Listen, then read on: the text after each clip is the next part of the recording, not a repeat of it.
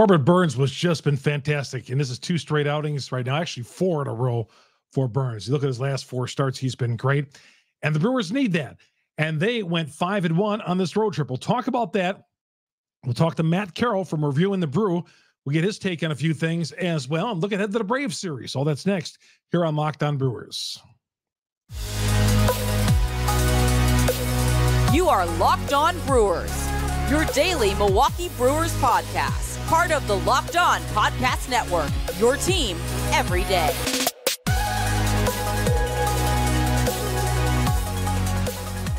How about that?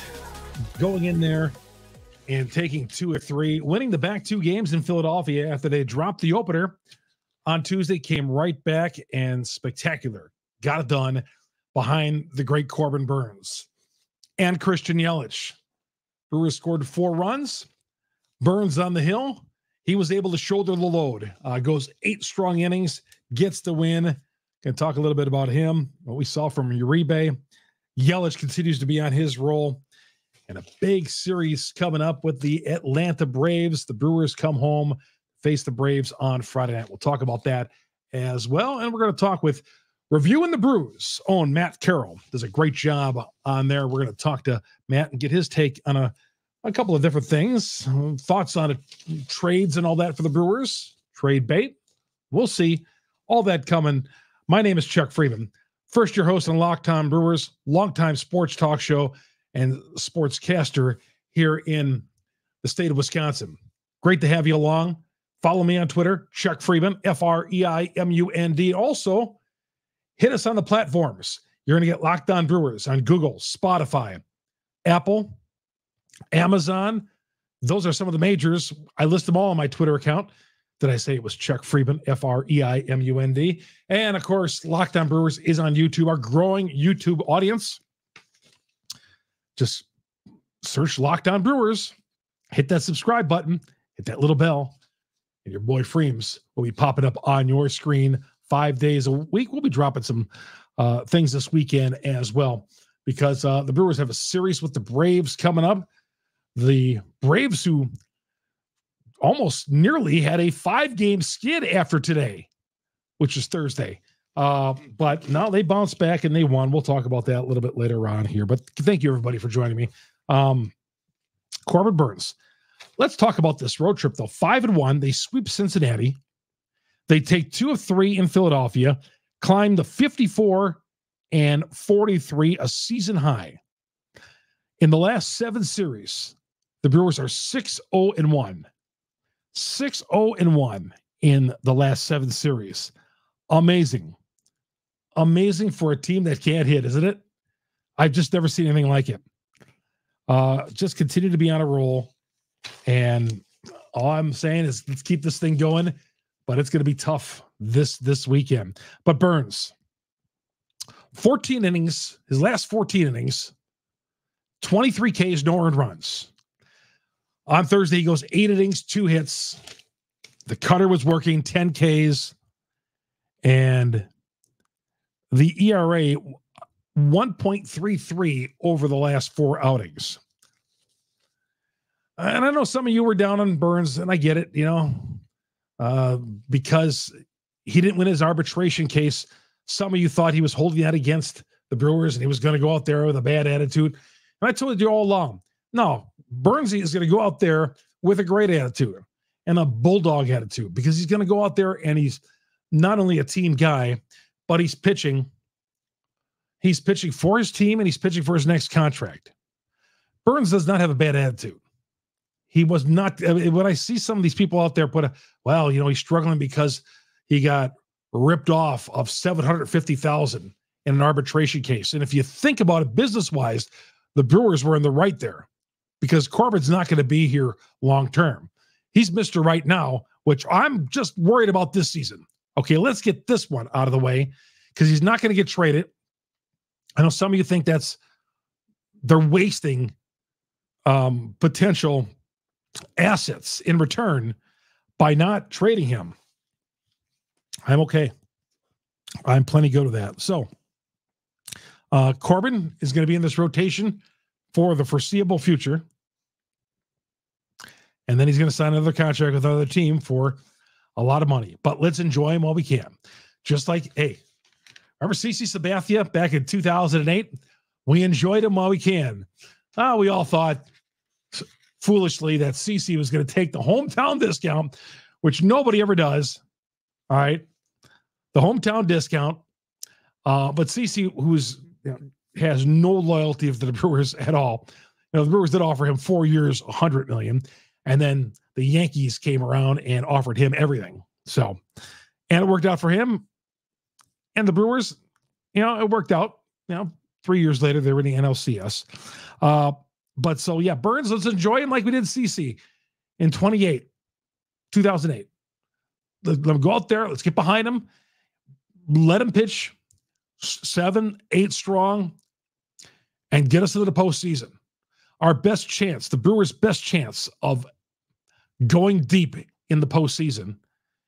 First of all, you got to win the division, but going deep in the postseason is their starting pitching and their bullpen. Offensively, they're not going to get it. But I did think today when Christian Yelich hit the 3-run home run, I thought, okay, that's going to be good enough for Burnes. Just the way he's been on a roll as of late, I thought 3-0 is going to hold up. Now, you don't want to put that much pressure, obviously, in a pitcher, but it was. Yelich had 3 hits.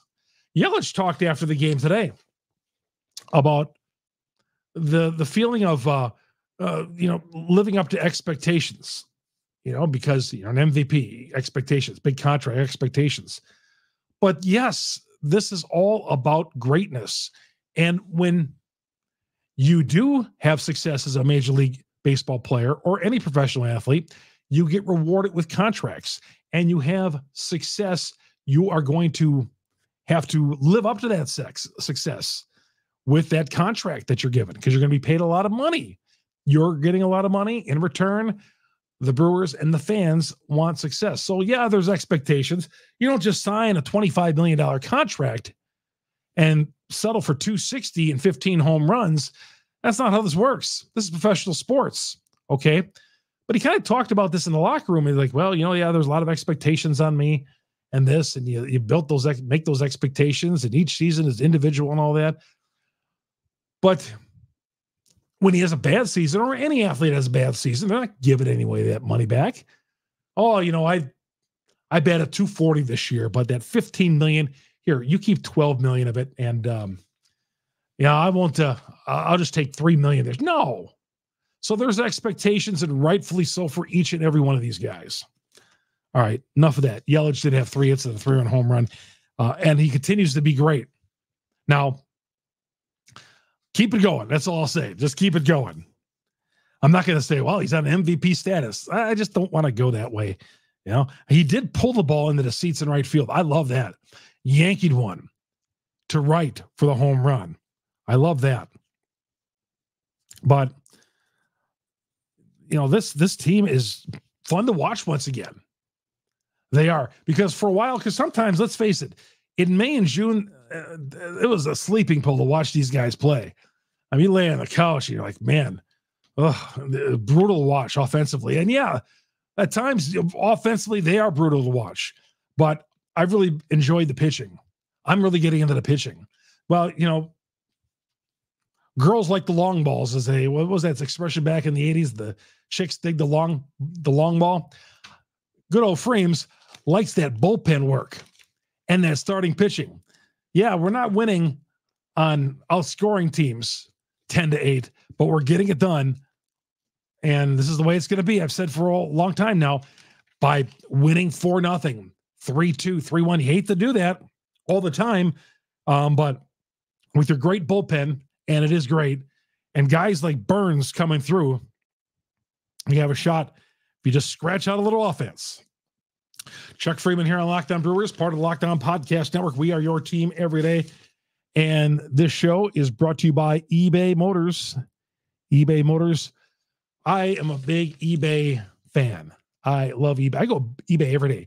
In fact, on my phone, it's like one of the first icons that you're going to see on the apps. But for a championship team, it's all about making sure every player is a perfect fit. We all know that. And when it comes to your vehicle, every part needs to fit just right. And so the next time you need parts and accessories, head to eBay Motors. eBay Motors, with eBay Motors Guaranteed Fit, you can make sure that every part you have fits just right the first time around. So when you add your ride to My Garage and look for the green check, you'll know the part will fit or your money back, because just like in sports, confidence is the name of the game. When you shop eBay Motors, 122 million parts to choose from, you'll be back in the game in no time. After all, easy to bring home a win when the right parts are guaranteed. And get the right parts, the right fit, and the right prices indeed on ebaymotors.com. Let's ride. eBay's guaranteed fit, only available to U.S. customers. Eligible items only. Exclusions apply. Brewers will take on the Braves in a first of three coming up. A first of three coming up on Friday night. And that'll be a 7:10 broadcast. Sirius XM, the SXM app. Search Brewers, and you're going to get all 162 of the Brewers. And a first of three coming up this weekend against those Atlanta Braves. We're going to get to the Braves, get to their starting pitchers. Very interesting what they're going with this weekend. As with the Milwaukee Brewers, I wish the matchups favor the Brewers a little bit more in this. And I said how strong the pitching was, but there's a couple of things that scare me. We're going to get to that coming up in a little bit. We're going to talk to Matt Carroll. Matt's going to join us next. He's going to join us from Reviewing the Brew. We're going to talk trades with him. We're going to see what he thinks about Burnes' performance on Thursday and a few other things Brewers as well. That's next here on Locked On Brewers. Welcome back to Locked On Brewers. I'm your host, Chuck Freeman. Special guest today, Matt Carroll, joining us from Reviewing the Brew. And man, we're all in a good mood because the Brewers took 2 of 3 from the Phillies, and they have not lost a series, I think, since snow has been on the ground, right? Matt Carroll joining us right now. Hey, Reviewing the Brew, great site. Matt, how do people get a hold of you, Twitter, and talk about your website real quick? You can find Reviewing the Brew at reviewingthebrew.com and at Reviewing the Brew minus the second I in reviewing for some reason on Twitter. You can find me at MKMatt13, and co-editor Dave Gasper and I also have a podcast, the Cold Brew Podcast, which you can find anywhere you get your podcasts. Gasper's the tallest brewer writer in the state at 7'5". Yep. Yeah, had that. He was that Jacob Mizorowski looking guy on the mound too. He was a college pitcher, lefty. Oh yeah. From New Berlin, I believe he's from. Yep. All right, let's talk about Burnesy. I mean, he was great over the weekend and came out on Thursday 8 strong. No need for the bullpen except for Uribe in the 9th inning, who was throwing gas. Talk about what you see out of Burnes, because in the open today I said we could all forget about trading Burnes. All the Burnes haters can take a nap for a while. Yeah, I mean that's what we've been waiting for all year for Burnes. He'd been looking a lot better recently, but today was the dominant Burnes that we've seen for the last few years. 2 hits only he gives up. Was throwing his cutter well, elevating the cutter, which played really well for him, mixing his pitch as well. And the Phillies just had nothing against him. 8 strong, and with so many close games that the Brewers had played recently, it was really nice to rest that back end of the bullpen, that Peguero, Payamps, Williams combo. That'll be good going into the next series. Yeah. Especially with the last 2 games of that series, I see Hauser's pitching and a little shaky on Tehran as of late. We'll get to the Braves here in a little bit, but Burnes again, he's not being traded. Arnold told me he's not being traded. I really didn't think there was any pressure on him anyway, as far as that arbitration thing. He might have put a little pressure on himself because that big contract looms for wherever he goes. It's probably not going to be here, but he's going out there and just flat out dominating right now. Yeah, it's I don't know what it was, if he just kind of needed to settle in a little bit. If I know early on and a little bit last year, that cutter, that special weapon for him, didn't quite have the feel for it at times, or maybe wasn't locating it right at times. And I think maybe that didn't help, but something has happened a little bit going into the All-Star break and then ever since, where he has just turned around. And for a little bit there, it was, most of the outing would be good. And then you'd have, maybe 1 inning where he'd give up a couple, but they were still churning out wins. This was the one. And yeah, maybe that talk with Arnold took a little pressure off. I don't know. But whatever it was, we'll take this for the rest of the year, especially now as the Brewers are starting to stretch that NL Central lead a little bit. Matt Carroll joining us from Reviewing the Brew. Chuck Freeman here. Locked On Brewers, part of the Locked On Podcast Network. We are your team every day. Matt, who is your favorite member of the bullpen? Not name Devin Williams. There's some guys out there who are throwing gas these days. What's yours? Oh, there are. I was so excited, though, when Abner Uribe got that call up. He has just been something to watch down in the minor leagues, throwing 100+. He comes in and immediately sets the Brewers' new record for the fastest pitch in the StatCast era. Like, that's what you get out of this guy. Some of the swings that the Phillies took today in that ninth inning when Uribe finished out the game were just helpless. They looked, and they've had some really good performances at the back end of that bullpen, like we mentioned with Peguero and Payamps, and Devin Williams we know is a stud, but Abner Uribe is one that just I'm glad he made it up this quickly, because now you add him into the mix and it just gets even more brutal for opposing batters. How about that? The Brewers have Uribe, and they don't know what spot exactly to use him because they got so many guys. But I mean, let's face it, man. He'd be a setup guy on a lot of teams out there throwing 102.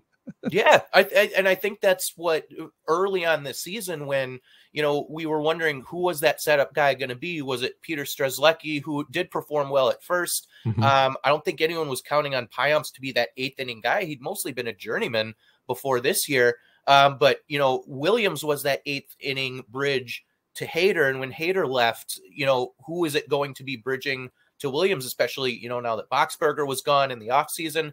I think a lot of people thought that guy was going to be Uribe, but before he got here, that kind of solidified that 7th, 8th, and 9th inning role. So now you've got Uribe. He can be thrown into the mix, but yeah, he doesn't have to be a defined role type guy. And that's great. He can kind of, just learn the majors, get used to things, get his feet wet, and then, kind of just really start building himself up. And, if the Brewers really need someone extra, if Payamps is gassed, Peguero, someone like that, now you've got a guy who can step in seamlessly.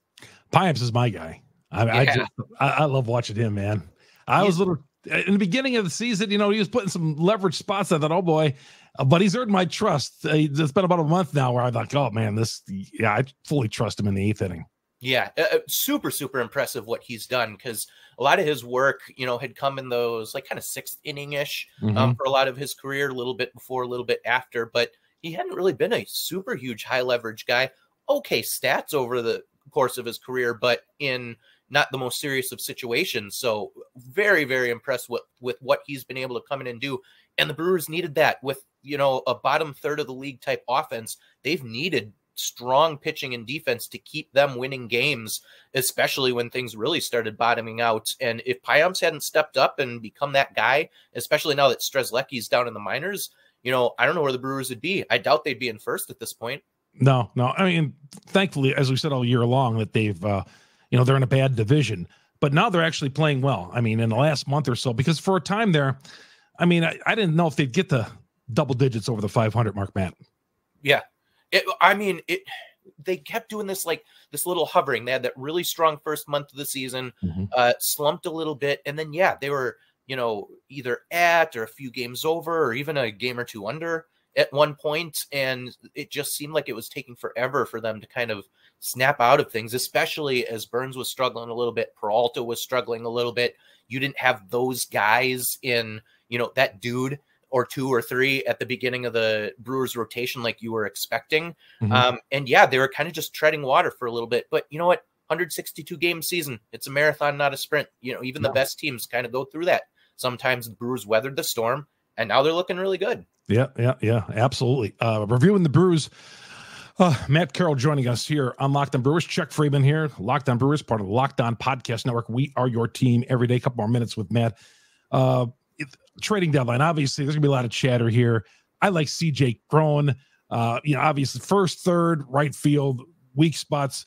What are you seeing? Weaknesses, and maybe anybody out there you have your eye on the trade market? Yeah, I think you nailed it right there. First base, third base, right field, DH as well. I know they're trying to give Jesse Winker every opportunity to turn things around, but outside of him kind of getting on a roll for like 3 or 4 games, that's about it before he ends up slumping a little bit again. So offense really needs to be it. Speaking of kind of the bullpen earlier, that was looking like, that middle relief area was going to potentially be a need, but now you've got Abner Uribe up. You've got Justin Wilson coming back. You've got some guys who are stepping up here a little bit to where maybe you can focus fully on the offense, which, again, that's the Brewers' biggest need, is bringing some guys in who can do some things. Put out a piece on the site today about some potential right field trade targets, because that has particularly been an offensive black hole for the Brewers, and Sal Frelick just hasn't quite. We were hoping maybe he'd be the guy to come up and save things a little bit, but he's still taking a bit to get on track down in AAA, especially with the injury in the middle of the year. A guy I really like actually is Randall Grichuk out of Colorado. Rockies, the Rockies there. He's a rental, so he wouldn't be super expensive, having one of the best seasons of his career. And he plays for the Rockies, so they're going to be sellers at this point. They traded Nolan Arenado away for pennies. Maybe the Brewers can get him for a decent price too. He's a guy I'd love, but I know he's going to have some interest by a lot of teams. I'm still mad at that Arenado trade, man. Why couldn't we get on that? But the big contract, I get that. But what do you think it would take to get Randall Grichuk? I mean, he's a guy who you mentioned he's having a big year. I just don't want to give any big chips away. Right. Same. And that's the thing. The fact that he is just a rental, the Brewers shouldn't have to give up too terribly much for it. Maybe number 15 and number 20 prospect, hopefully, is all you'd have to part ways with. They might want something a little higher, or they might want to. What's really going to matter is whether or not it comes down to a bidding war. If there are other teams that are trying to pry him away, because you can a lot of times get those guys from teams like the Rockies, do other teams kind of start driving up the price? But Matt Arnold, since he took over, he has swung some good trades where, they haven't hurt the team a whole heck of a lot. So I'm really interested to see what he can maybe talk the Rockies into if they were to go after a player of that sort. So maybe it wouldn't end up hurting the Brewers too bad. All right, the Atlanta Braves, first of 3. We're going to see these guys 6 times here before the July month is done. The Brewers will line up with Peralta on Friday, Hauser on Saturday, and then Tehran, who's had a few struggles after the 6 good ones that he ripped off when he first got here. But, this Braves team came from behind again on Thursday and won another game. Yeah, that's going to be one where, if we ever need the Brewers offense to step in and show what they can be capable of, it is going to have to be this series. This is going to be a slugfest. The Atlanta Braves, absolutely one of the most talented, if not the most talented team in all of baseball. They've got Ronald Acuna playing at an MVP level right now. They've got strong starting pitching. Sean Murphy, Matt Olson, Austin Riley. I mean, the list goes on and on and on of, young guys that they've had come up and give contract extensions to early because they're that good. They're going to have to hit their way through it, especially like you mentioned, with kind of the back end of the rotation coming up for them. Hauser's had a couple good starts recently, and Peralta, we know how good he can be. So, hopefully they can step in and do their thing, and Tehran can look like he did at the beginning of when the Brewers acquired him. And, the Brewers are on a roll right now too. So you never know. What do you make of Julio and the way he struggled here in the last 3 starts or so? With the way things had gone for him in recent years, he was bound to regress a little bit. He was on some kind of pace through those first 5 or 6 starts that was very unexpected. And I think he's just, looked a little bit more human. From what I've seen in some of his starts, it doesn't feel like he's doing, anything overly wrong. It's not like he's throwing a ton of meatballs or, losing control, things like that. I think he's just getting hit well. So, maybe he ends up figuring things out a little bit. Maybe the Brewers talk to him a little, and maybe he gets, a little bit amped up getting to play against his former team. You never know. You get that effect sometimes too. So. Matt Carroll joining us from Reviewing the Brew. Appreciate it, man, for your debut. First time we've ever talked, but always like the stuff that you and Gasper are putting out there. Continue the good work, and let's continue to build on this lead in the NL Central. Have a great weekend, and we'll talk to you down the line. Yeah, absolutely. Thanks for having me. Matt Carroll joining us. We're going to come right back. The Brewers and Braves in a first of a 3-game series coming up on Friday night, 7:10 with that first pitch. You get it on SiriusXM, the SXM app. Search Brewers, you get all 162 of the Brewers. We'll look ahead of the pitching matchups and talk more about this Brave series next here on Locked On Brewers.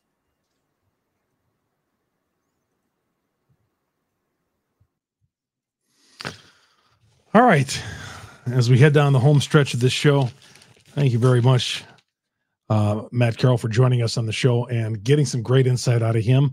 And we'll touch base with him again in August. We'll track him down once again.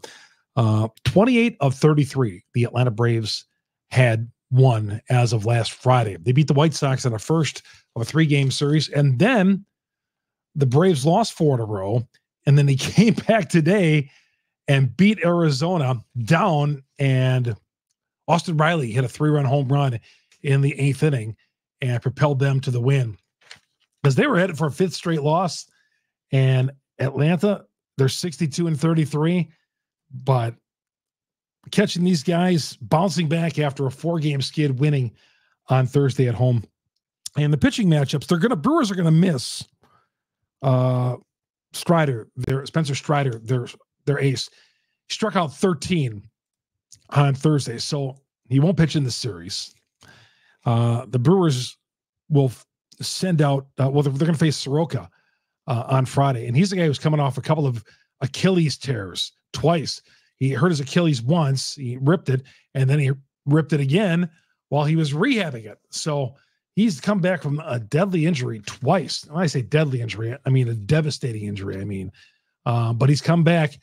Gosh, a few years ago, he was on his way to greatness, but he'll make the start. He made a relief appearance the other day. He's 1-1.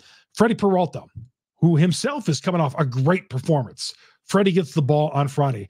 Now, Saturday, it's Adrian Hauser, and Sunday, it's Julio Teheran. And I got to admit, man, I'm a little worried about Teheran now. I don't feel good about him, as good with him as I did about a month ago. Hopefully he proves me wrong. Against his former team, he'll be amped up, I'm sure, on Sunday, Julio, but they're going against that Braves lineup. Acuna is, we were talking with Matt there, having an MVP type season. Riley's on a home run tear as of late. And offensively, up and down that lineup, that's a great lineup. So first things first, Peralta, Hauser, and then Julio Teheran on Sunday. The Braves did not name their pitcher for Saturday. It was TBA as of Sunday. Eider is pitching on Sunday against Soroka is Friday night. So that's going to do it. Let's have a big weekend. Come back, take 2 or 3 from the Atlanta Braves. Then they got the Reds in town beginning on Monday. We've seen an awful lot of the Cincinnati Reds. We're not done with them yet, but first the Braves, and we'll be talking to you throughout the weekend. I'll drop a couple of shorts, instant reactions after all 3 games. We'll do that this weekend. Have yourself a great weekend. Enjoy the games. We'll see you down there. I'll be at the ballpark. I'll be out there all 3 days, and so I'll run into you, and I'll run into the fans, and I always love doing that. So we will talk to you coming up here this weekend. I'm Chuck Freeman, Locked On Brewers, part of the Locked On Podcast Network. We are your team every day. So long, everybody.